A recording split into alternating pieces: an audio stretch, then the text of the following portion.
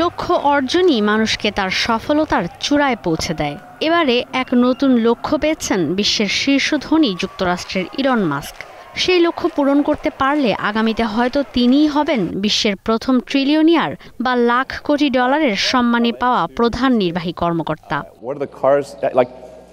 বৈদ্যুতিক গাড়ি নির্মাতা প্রতিষ্ঠান টেসলার প্রধান নির্বাহী হিসেবে তার জন্য 1 লাখ কোটি বা $1 ট্রিলিয়ন প্যাকেজ ঘোষণা করেছেন পরিচালনা পর্ষদের সদস্যরা। এজন্য ইলন মাস্ককে আগামী 10 বছরে টেসলার বাজার মূল্য $1.4 ট্রিলিয়ন থেকে $8.5 ট্রিলিয়ন উন্নীত করতে হবে। টেসলার পরিচালনা পর্ষদের বরাত দিয়ে সংবাদ মাধ্যম বিবিসি বলছে, এই অর্থ পরিশোধের সিদ্ধান্তে না আসলে টেসলা ছেড়ে চলে যেতেন ইলন মাস্ক। সেই হিসেবে পরিচালনা পর্ষদকে চাপ দিয়ে নিজের বেতন বাড়িয়ে নিলেন কিনা সেই সমালোচনাও সামনে আসছে।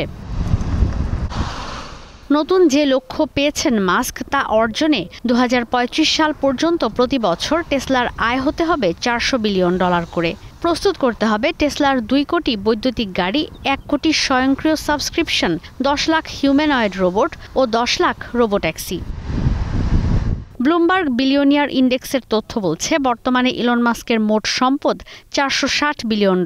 ট্রিলিয়ন ডলারের মালিক হতে তার প্রয়োজন আরও $500 বিলিয়ন ওপরে সম্পদ।